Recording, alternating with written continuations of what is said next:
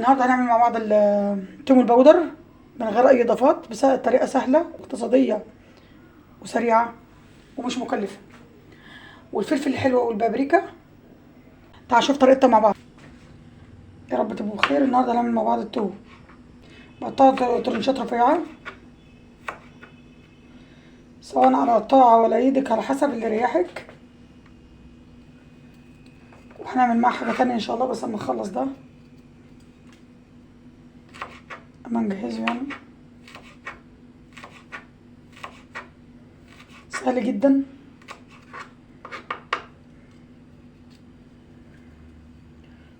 ولو جايباه في ايام يكون التوم رخيص يبقى مية مية. طبعا هو لسه طالع دلوقتي، ده القديم اللي طالع دلوقتي كله ما لسه ما نستنى عليه شويه لحد ما ينفع نخزنه. وحتى لما يبقى في البدايه كده ولسه بتخزن ما ينفعش انه يتعمل منه، لازم ما ينشف. تمام. اي كميه انت عايزاها، عشان ما قلتش انا الكميه. تعملي نص، تعملي ربع، تعملي كيلو، براحتك.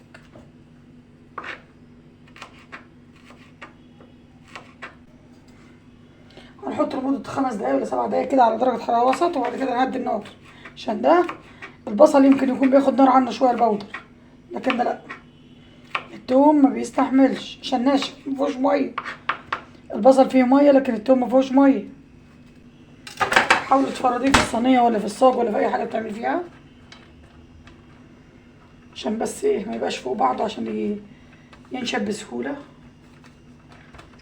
أنا عاملة واحدة كمان قد دي كمان، هوريهم لكم مع بعض. هنعمل مع بعض البابريكا ولا الفلفل الحلو. لو لقيت فلفل رومي يبقى احمر يبقى افضل، بس يبقى ماسك نفسه ما بقاش طري وتعمل طازه في ساعتها. يعني قصدي ما تسيبيش كام يوم في التلاجة فيبوظ. الالوان احنا عارفين ان سعر شدد اليومين دول قوي، بس انا لقيت واحد بيبيع سعر وسط يعني، فجبت نص كيلو.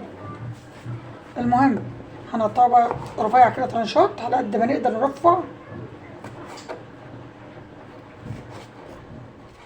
دلوقتي بقى ابو 5 جنيه بابريكا.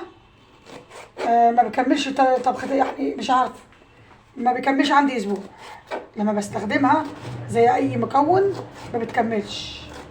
بس احنا بس بنديكوا الفكره، وما يبقى الفلفل يعني رخيص او موجود خلاص سهله، موجود ومش غالي قوي نعمل. اللي مش عارفه تجيب الوان تقدر تجيب ايه، تقدر تجيب رومي احمر، بس تنقي حاجه ناشفه وتغسلها وتنشفها كده وتعمل المعجزات. الفكره سهله وبسيطه ان شاء الله، وهتطبقوها زي واحسن مني كمان.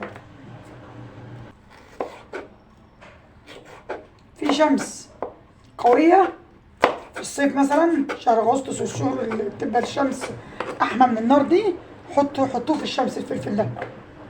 مفيش خلاص يبقى نهدي النار عليه قوي وعينينا عليه. اول درجه حراره للفرن اول ما يتحط ممكن الدرجه اللي فوق على طول، بس نبص عليه طبعا بمجرد بس ما ينزل ميته، وهيبتدي يشف ان هو عشان ما ياخدش لون تاني غير لونه. نروح موطين خالص خالص، شمعة زي ما بيقولوا. هو فرن بس نهدي خالص، بس مجرد ما نزل ميته. تمام.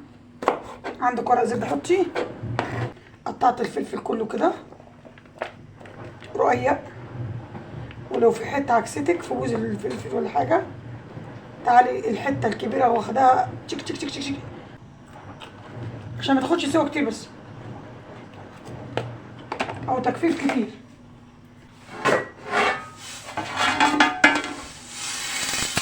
التوم اللون ده جميل جدا.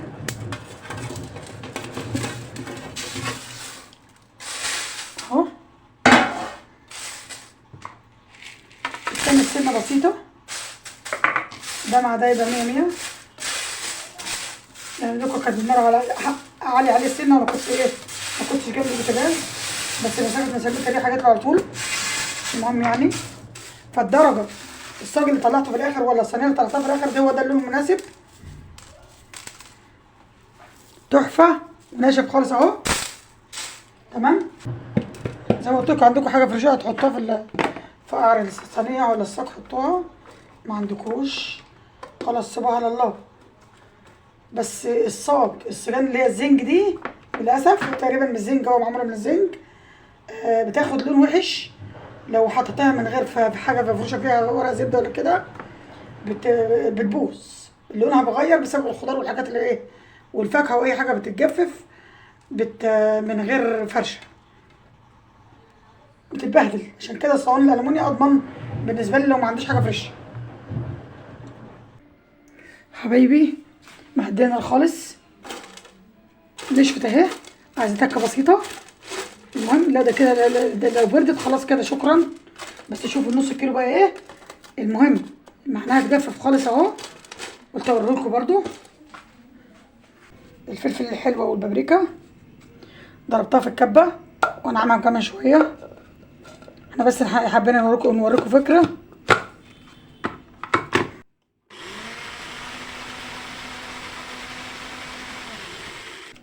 لو جايبه فلفل رومي احمر يبقى افضل، هديك كميه كبيره جدا. الالوان على ما نشف قل كتير يعني. المهم يعني طبعا دي معلهاش اي اضافه، فدي بابريكا خام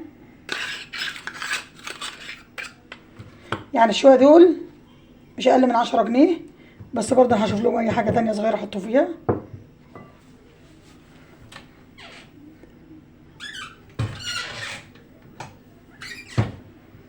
بالمناسبه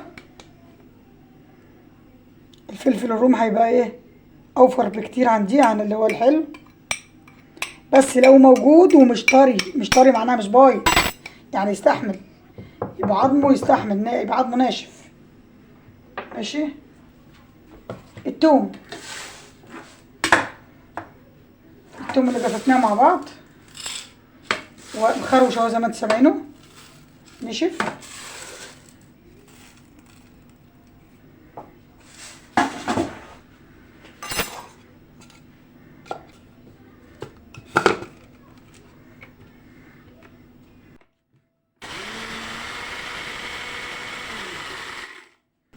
نسيب دقيقة.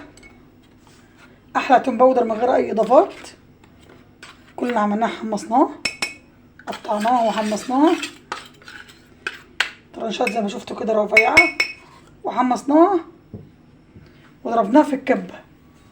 وأحلى توم باودر بسم الله ما شاء الله، وبيرمي كتير يعني. مش لدرجة زي البصل، بس يعني ايه بالنسبة للجاهز ده أوفر، وخصوصا لو عندك توم في البيت كتير بزيادة يعني. طبعا مش في أيام تخزين التوم، يبقى نشف طبعا عشان يبقى أسهل عليك في التجفيف. ولسه فيه برضه اهو الفلفل. بس كل الحكاية فيه بدل ما تجيبي ألوان فلفلاية ولا فلفلتين زي ما جبت أنا كده، أنا كنت جايبة 3 4 2 كبار وواحدة صغيرة، أو 2 كبار و2 صغيرين أكلهم 3 فلفلات.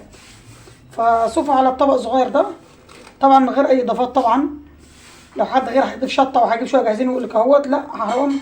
اللي طلع انا قلت لكم عليه بالظبط، بس قلت لكم الاوفر اللي هو البلدي، فلفل الرومي الاحمر البلدي ده اللي هيوفر لك.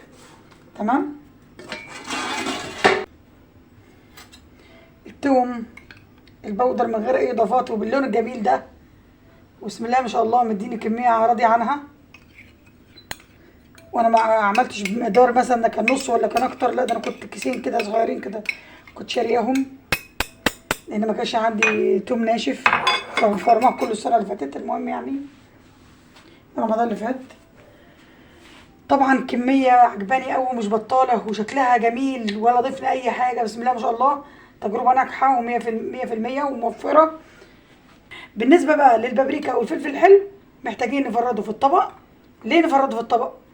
علشان لو مستطر شويه صغيرين كده ما تمسكش بعضها، فنسيبه مثلا قد يوم ولا يومين كده مفروض. ده لو معامل معاكي كده، لو ضربتيه في الكبه وركنتيه شويه وجيتي تعمليه لقيتيه ماسك في الكبه، يبقى هو ده حله، ان احنا نركنه شويه. قصدي يعني نفرده شويه، ما نسيبوش فوق بعضه كده في الطبق، علشان بس يدينا الايه يعني قصدي تبقى ناشفه مش مستطريه. بس ده كل الحكايه. لو عجبكم الفيديو يا حبايبنا، عملنا لايك وشير واشتراك يا حبايبي عشان نكبر بيكم، وعشان تشوفونا ان شاء الله في كل جديد.